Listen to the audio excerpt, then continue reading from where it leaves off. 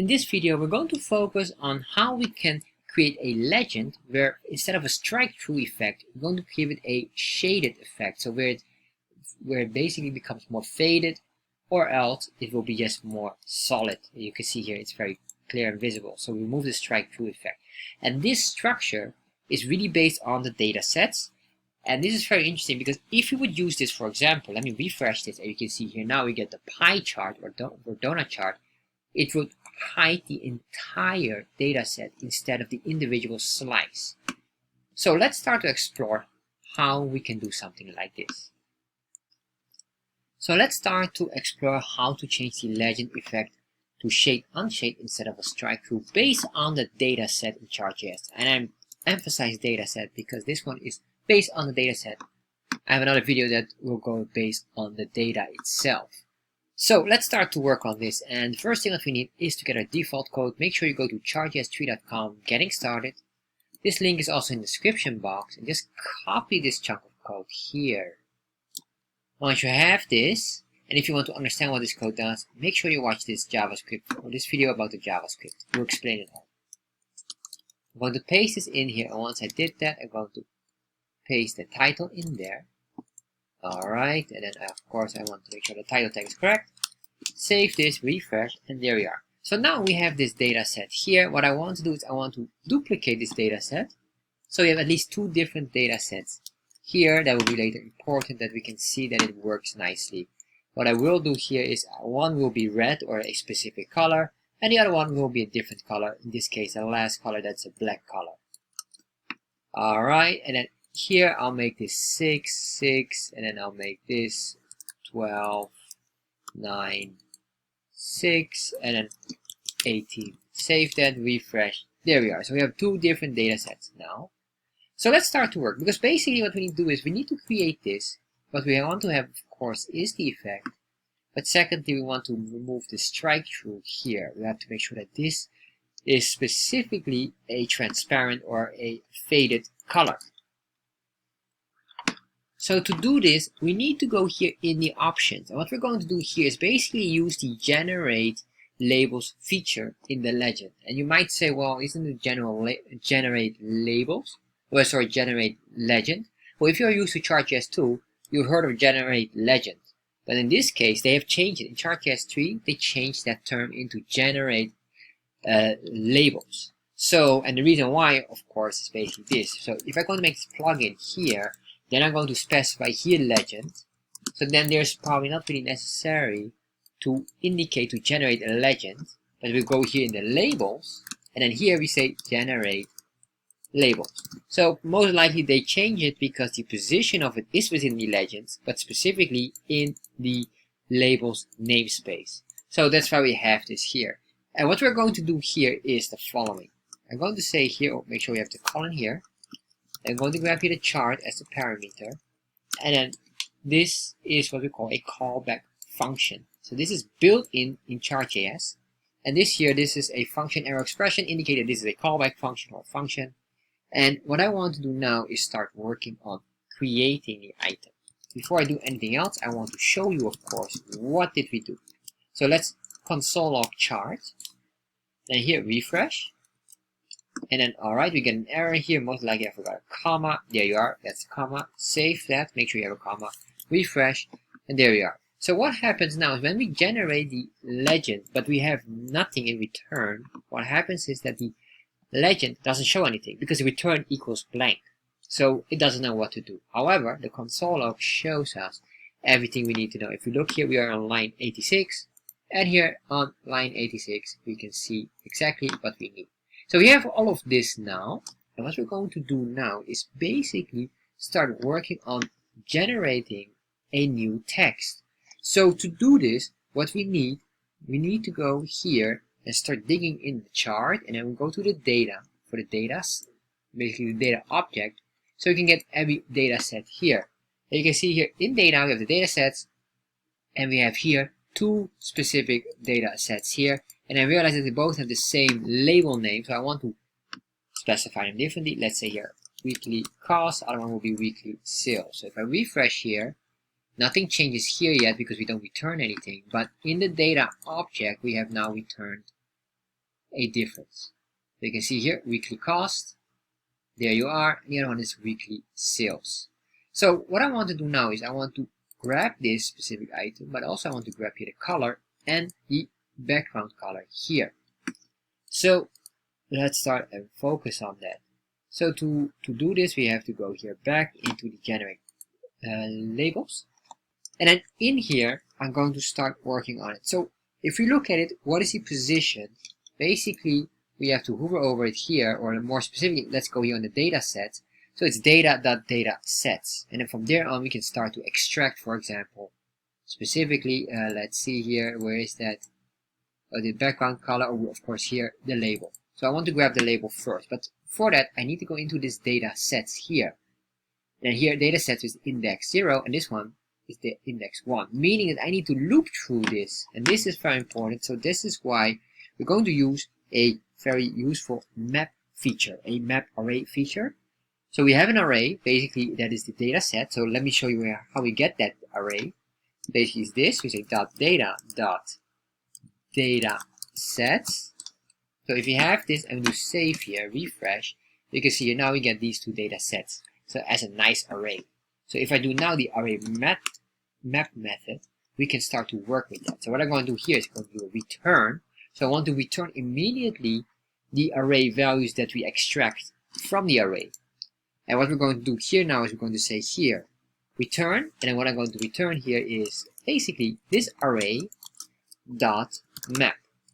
So from there on we can start to work on. So I'm going to put an enter here just so it will be easy to follow along, because I'm going to use multiple parentheses and that can give you confusion. So this is the first parentheses. So what we're going to do in here is basically we're going to get the parameters. One is the data set, and the data set is basically this data set here. And the other one will be the index, which is of course very clearly the index number 0 or 1. So once we have this, I need to use here a function arrow expression. And then in here, we're going to put in another parentheses and then here curly braces. Alright, so make sure we have here this parentheses for the map, this one is here, and this parenthesis here closes this one. Alright, so what I want to do here is basically I want to extract in here, because this here now, this data set is basically the path here. This is just a shorthand now. So if I do this, and then we can get, for example, here, label, then what happens is we will get now the text, say dot label, and what I need to do here, then of course I need to specify the text. So in generateLabels, we have this command here that will indicate the text here. So if I save this now, refresh, you can see here now we get the weekly sales and we get the weekly cost. Of course, they will not do anything here. You still get an error because there's nothing in here more. And the colors are still not matching. So what we're going to do now is we're going to work on the colors. So I'm going to put a comma here. And once we did that, I'm going to do the next one is, for example, the background color. So for that, we're going to do fill style. And the fill style is in the canvas a command to color a shape. In this case, this is the shape that's being created, and we want to fill it up, including, well, the entire shape will be filled up with a color.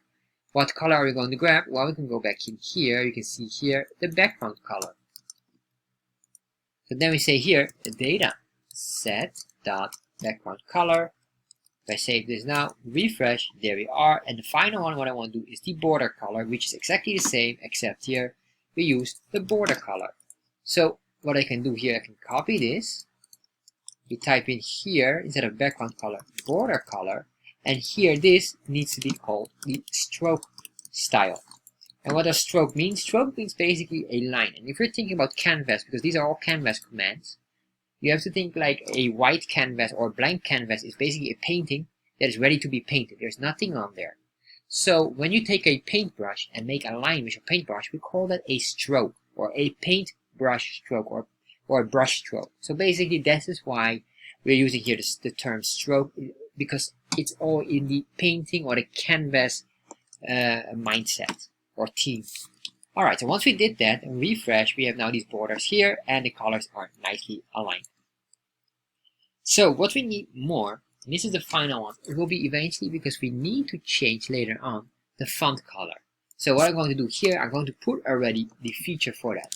So for this, luckily Chartjs has this built-in for the generate labels. This command is called a font color. Normally it would call also a fill style, but they have built this special to specify specifically the font color.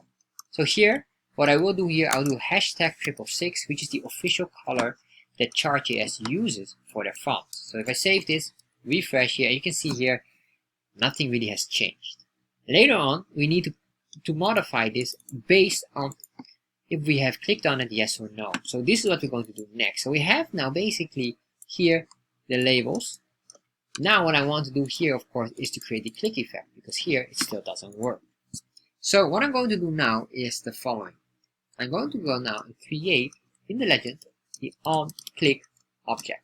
This is a built-in feature, which is basically a click feature from Chartjs. This is built in. This is why we need a capital C, because normally in JavaScript you would say a small c should be used here. But this is specifically for Chartjs, built for Chartjs with this command.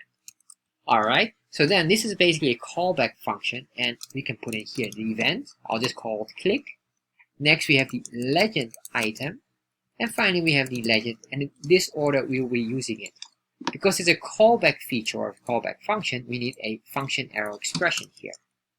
So now we have this here, and what I want to do here is basically the following. I want to show you first of all what is all of this, so you have an understanding of it. So we say here console log, click, save, refresh. Alright, so it gives us an error because I forgot to put a comma here. Make sure you have a comma, save that, and refresh. So right now, let me just comment out this console log here.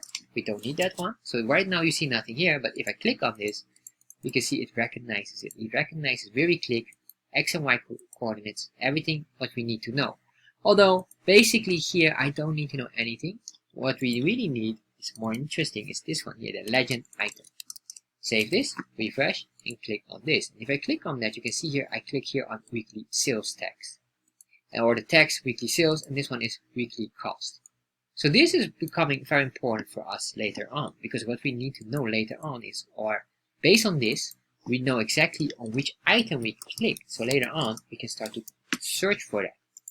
As you can see here now, we have cost and sales. Alright, so I will leave this for now. And then what I want to do next is the console log.legend. Save this, refresh, and click now. And what happened now? This one shows us everything. And then if I go here into the chart, and then what I need to look for here is, well, let's see if we can find it. The data, if I'm not mistaken, this one. The data object. There we are. If we are here, we can start to look more, or I guess what we could even do here. Let's see if we are here, because we are in here. Let me refresh one more time. So click on this. I guess we could even, instead of there, we could even go more faster into the legend items. Because what I want basically is the data set where we get these text values here. But this one shows us everything. And pay attention here. This is legend items with an S. Remember here we use legend item without the S. So it's a different object. So with this, we can basically compare. So if I click, for example, on a specific item, like weekly sales, I want to be able to compare if it's in index 1 or index 0 or index 1. In this case, weekly sales is index 0. So how do we do this? Well, we're going to use a index of array function. But to do this, we need to create the array first. Well, first of all, let's grab this original shape here. So it's here on the legend. Let's see if we can find it exactly. It's just the legend items. Alright, so that will be very simple. So legend items. Save this, refresh. If I click, alright, we grab this array, but I want not the entire data set or legend item, because this shows us basically the legend item in total. I don't want this. I want only a specific item here, which is the text. So I need to loop through this here. So to loop through this, I'm going to use again a map feature. And what we're going to do here is the following. We're going to say here constant, because with this we can start to compare what we click on and in which index it is. So we understand on which item we have selected, or which item we selected. So what we're going to do here is the following. We say constant, and let's say here, this will be called Datasets. So we want to know which dataset have we selected. And then we're going to say here, basically, the path will be legend legend.legend items with an S, and then in here I'm going to say dot map, and with the dot map I'm going to use again 2 parentheses here, so make sure you pay attention, and then we're going to use here a function arrow expression for the first one, and then here curly braces. So in here I want 2 items. I want the data set, or basically this will be the data set, which is just the path, and the second one will be the index. So we have both of these. And well, I realize we don't even need the index, we don't really use that, but that's alright, just in case. So what I'm going to do here is just only do one thing, is return what exactly? Well, I want to return here just the text. Once we are in the index of the data set, dot text.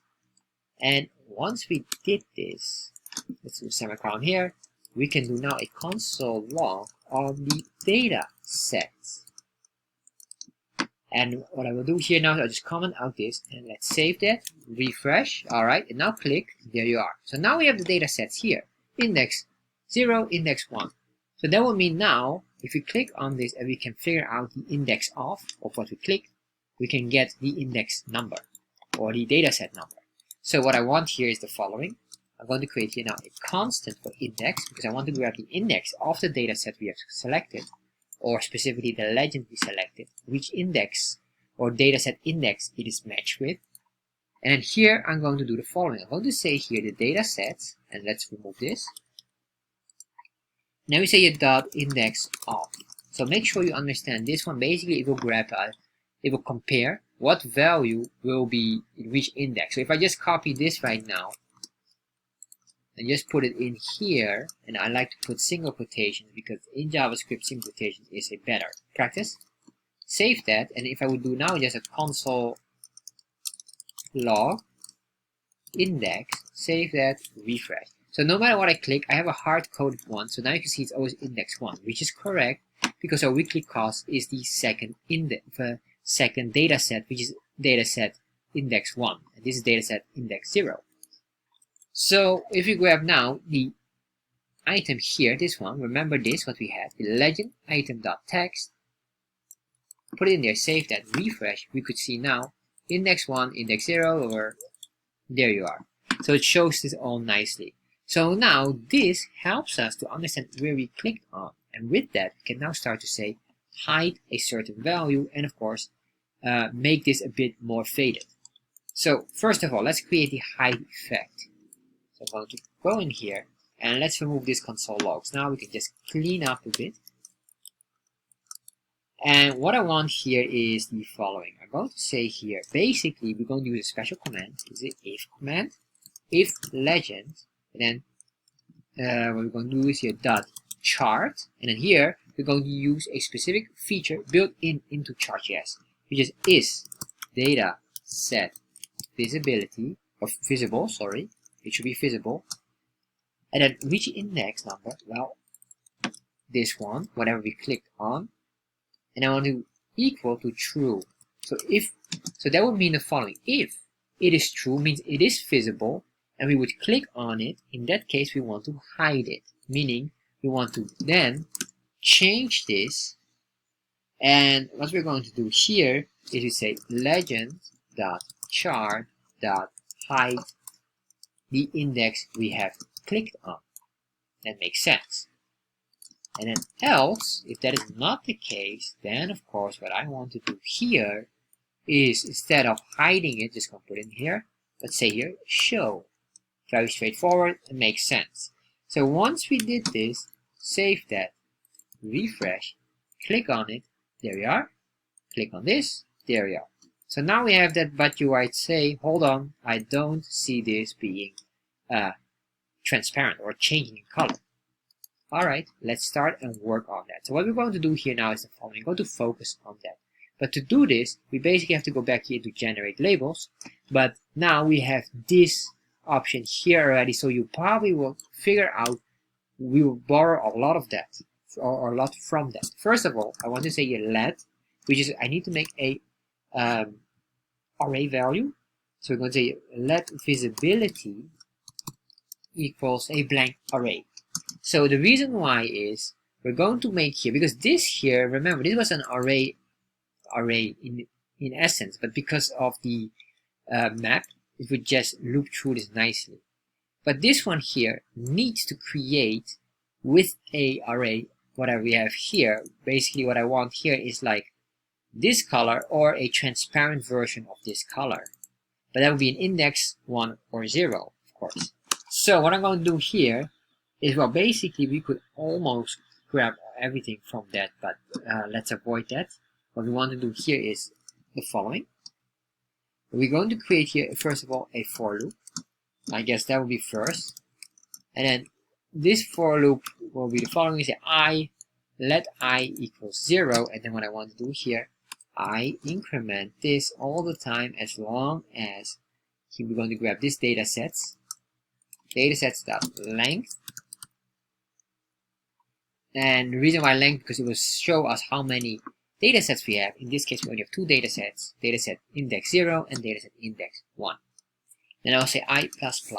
Once I did this, there we are.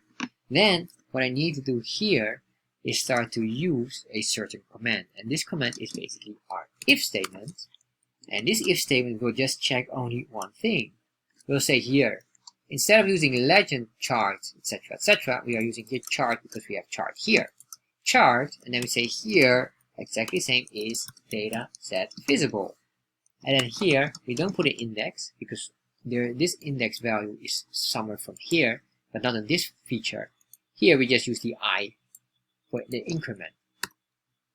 And remember, it starts with 0, so that is correct. So if I is visible equals true, in that case what I want to do here is I want to push a certain value. So we're going to say push in the array. What are we going to push? Well, we're going to push a color. So let's make this first red. And then else we're going to push, and what I will do here, I'll just grab this original color here. So if I save this now, and later on I'm going to show you how we can make it transparent correctly. Click on this. Alright, of course it doesn't work. Why it doesn't work? Because we didn't put visibility in here. Sorry about that. Visibility, and then here we're going to grab index. Because we'll loop through the index. Save this, refresh. Alright, so what happens now is, by default, so if visibility is true, it is red. So what I want to do here, I'm going to just change this color, can be changed in an RGBA color. So I'm going to say RGBA, and then here, because right now, if it's visible, it is red, so that shouldn't be. It should be just solid gray. And if it's hidden, at that moment, we want to make this transparent or slightly more transparent gray. So what I'm going to say here, the first color, so it's 102, 102, 102, which is the RGBA. That's exactly the same. And then what I'm going to do here is comma 1 for the alpha value, which means solid. Opacity on solid, so it's very clear. So no opacity basically. And next here, exactly the same. But here, of course, opacity will be 50%. 0.5, save that, refresh, click on that, and there you are. So now we hide it, and then here it becomes grayed out. And that's basically how we can do this. And what is very nice with this, even if you have this, because maybe you want, for example, your donut chart with the same option, I'm going to show you, you can use this, but specifically with the data sets here. As you can see, these are just based on data sets that are being shown and hidden. Very important. And if you do this line chart, all of this works. There you are, and if you click on that, and that, there you are. So you can see all of these options work, but this one is very commonly used for a data, everything with a data set. This is why I was specifying data set, because normally with a pie chart or donut chart, we have a different one. We have them individual. If you want to learn that, which is also possible, I have another video for that, which shows you how to hide them individually for the donut, but also for the bar chart. This can be used also for the bar chart. Then it will be individual data points, and they will also be transparent or faded out. So that's another one here, which this is the video name, how to change the legend to shade and unshade instead of strike through in Chartjs.